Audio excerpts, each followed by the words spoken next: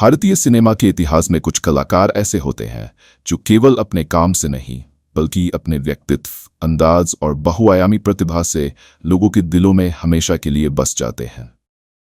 किशोर कुमार ऐसे ही एक अद्वितीय कलाकार थे, एक ऐसे गायक, अभिनेता, संगीतकार, लेखक, निर्देशक और निर्माता जिन्होंने भारतीय मनोरंजन जगत को एक नई दिशा दी।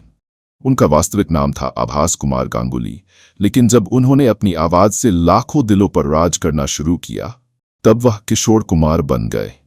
एक ऐसा नाम जो आज भी सुरों की दुनिया में गूंजता है। किशोर कुमार का जन्म 4 अगस्त 1929 को खांडवा, मध्य प्रदेश में एक बंगाली परिवार में हुआ था। उनके पिता कुंजलाल गांगुली पेशे से वकील थे और माता गौरी देवी एक पारंपरिक गृहिणी थी। किशोर कुमार 4 भाई बहनों में सबसे छोटे थे।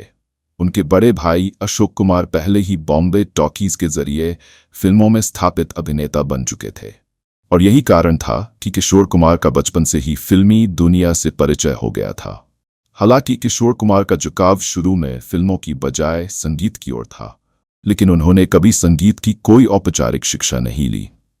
वे के.एल. सहगल को अपना आदर्श मानते थे और उनके गानों की नकल करके ही किशोर संगीत के मूल भावों को समझने लगे। किशोर कुमार ने अपने फिल्मी करियर की शुरुआत 1946 में फिल्म शिकारी से की, जिसमें उन्होंने अभिनेता के रूप में काम किया। इस फिल्म में वह अपने भाई अशोक कुमार के साथ नजर आए, लेकिन सच कहा जाए तो अभिनेता बनने की उनकी कोई खास इच्छा नहीं थी। उन्हें तो केवल गाना पसंद था, लेकिन भाई के कहने पर उन्होंने एक्टिंग करना शुरू किया। बावजूद इसके किशोर कुमार ने 1950 और 60 के दशक में कई फिल्मों में प्रमुख भूमिकाएं निभाई, जैसे न्यू दिल्ली, चलती का नाम गादी, हाफ टिकट आदि। उनकी कॉमिक टाइमिंग, एक्सप्रेशन और यूनिक डायलॉग डिलीवरी उन्हें एक बेहतरीन हास्य अभिनेता के रूप में भी स्थापित करती गई। हालांकि जब बात आती है उनके असली हुनर की, तो वह था उनका संगीत। उन्होंने 1948 में फिल्म जिद्दी के लिए पहला गाना गाया, मारन की दुआएं क्यों मांगू, जिसे दर्शकों ने खूब पसंद किया। इसके बाद किशोर कुमार ने कभी पीछे मुड़कर नहीं देखा। 1950 से 1980 तक का समय किशोर कुमार के करियर का स्वर्णिम युग माना जाता है।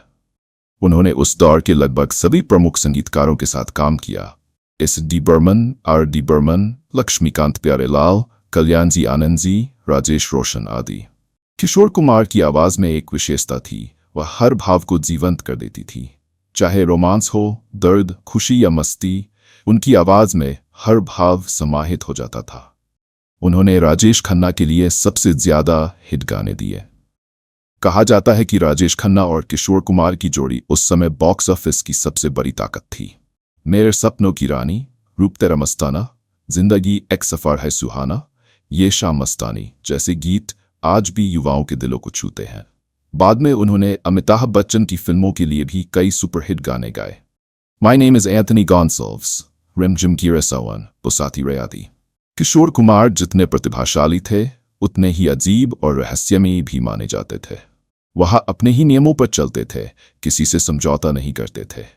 उनका एक्सेंट्रिक और अनप्रिडिक्टेबल बिहेवियर बॉलीवुड में मशहूर था। कई किस्से प्रसिद्ध हैं, जैसे उन्होंने अपने बंगले के बाहर बीवेयर ऑफ किशोर का बोर्ड लगवा रखा था, या वह शूटिंग के दौरान अचानक गायब हो जाते थे। एक किस्सा ये भी मशहूर है कि जब एक निर्माता ने उनकी फीस कम की, तो किशोर ने गाने के बीच में जानबूझकर मियाओ मियाओ जैसी अजीब आवाजें भर दी, जिससे निर्माता मजबूर होकर पूरी फीस देने को तैयार हो गया। किशोर कुमार का निजी जीवन भी उनके फिल्मी जीवन की तरह उतार चढ़ाव भरा रहा। उन्होंने कुल 4 शादियां की। रूमा गुहा ठाकुरता उनकी पहली पत्नी बंगाली अभिनेत्री और गायिका थीं। टैक मधुबाला, ये शादी सबसे चर्चित रही। मधुबाला गंभीर हृदय रोग से पीड़ित थीं, लेकिन किशोर कुमार ने उनसे बेइंतहा प्यार किया और उनका आखिरी समय तक साथ निभाया। योगिता बाली, ये रिश्ता ज्यादा दिनों तक नहीं चल पाया। लीना चंदावरकर, किशोर कुमार की आखिरी पत्नी, जिन्होंने उनके साथ जीवन के अंतिम वर्षों में साथ निभाया। उनके बेटे सुमित कुमार भी एक गायक हैं। किशोर कुमार केवल गायक या अभिनेता नहीं थे, बल्कि उन्होंने फिल्मों का निर्देशन, लेखन और निर्माण भी किया। उन्होंने डोर गागन की छावन मैन जैसी संवेदनशील फिल्म का निर्देशन किया, जिसे आलोचकों ने खूब सराहा। इसके अलावा उन्होंने डोर कराही, बात्ती का नाम दादी आदि फिल्में भी बनाई। वह अपने गीतों के संगीत संयोजन में भी गहरी रुचि रखते थे। कई बार वह खुद संगीत तैयार करते थे और उसकी धुनों को बड़ी बारीकी से सजाते थे। 1980 के दशक में किशोर कुमार धीरे धीरे फिल्मों से दूरी बनाने लगे। उन्होंने गाने कम कर दिए और खंडवा लौटने की इच्छा जताने लगे, लेकिन उनका करियर हमेशा सक्रिय बना रहा। अंतिम वर्षों में भी उन्होंने कई नए कलाकारों के लिए गाने गाए और उनकी आवाज में वही जादू कायम रहा। 13 अक्टूबर 1987 को किशोर कुमार को दिल का दौरा पड़ा और उन्होंने इस दुनिया को अलविदा कह दिया।